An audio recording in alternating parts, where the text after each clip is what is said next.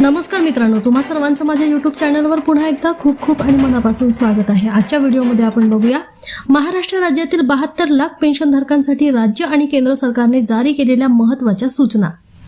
व्हिडिओला सुरुवात करण्याअगोदर तुम्हाला एक विनंती, चॅनलवर पहिल्यांदाच भेट देत असाल तर चॅनलला सबस्क्राइब करा आणि व्हिडिओला एक लाईक करायला विसरू नका। चला तर मग सुरू करूया आजच्या व्हिडिओला। महाराष्ट्र राज्यातील 72 लाख पेन्शनधारकांसाठी राज्य आणि केंद्र सरकारने जारी केलेल्या महत्त्वाच्या सूचनांबद्दल आपण सविस्तर माहिती जाणून घेऊया। महत्त्वाचे बदल आणि सूचना।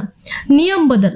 मार्च 2026 पासून पेन्शन वाटपाच्या प्रक्रियेत मोठे बदल होणार आहेत। रिझर्व्ह बँक ऑफ इंडियाच्या आणि सरकारने आर्थिक फसवणूक रोखण्यासाठी हे पाऊल उचललेले आहे।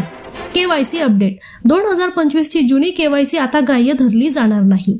मार्च महिन्याचा हप्ता जमा होण्यापूर्वी पेन्शनधारकांनी नवीन केवायसी अपडेट करणे आवश्यक आहे। बायोमेट्रिक अडचणी।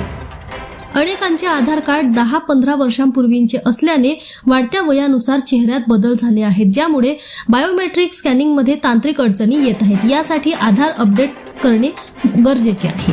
सुरक्षा उपाय। अंगठ्याचा ठसा किंवा बायोमेट्रिक डेटा चोरीला जाऊ नये म्हणून आधार बायोमेट्रिक लॉकर सुविधा वापरण्याचे आवाहन करण्यात आलेले आहे। बँक खाते आणि फसवणूक। जर वेगवेगळ्या बँकांमध्ये खाती असतील आणि दोन्हीकडे एकच मोबाईल नंबर लिंक असेल तर फसवणुकीचा धोका वाढू शकतो, असा इशारा देण्यात आलेला आहे।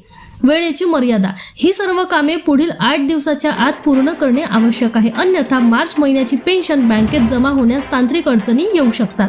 संबंधित बँका, विशेषतः state bank of India, bank of Maharashtra किंवा पोस्ट ऑफिसमध्ये पेन्शन घेणाऱ्या धारकांनी या सूचनांचे गांभीर्याने पालन करावे असे कोषागार कार्यालयाकडून सांगण्यात आले आहे। पुन्हा भेटू एका नवीन अपडेटसह, तोपर्यंत धन्यवाद।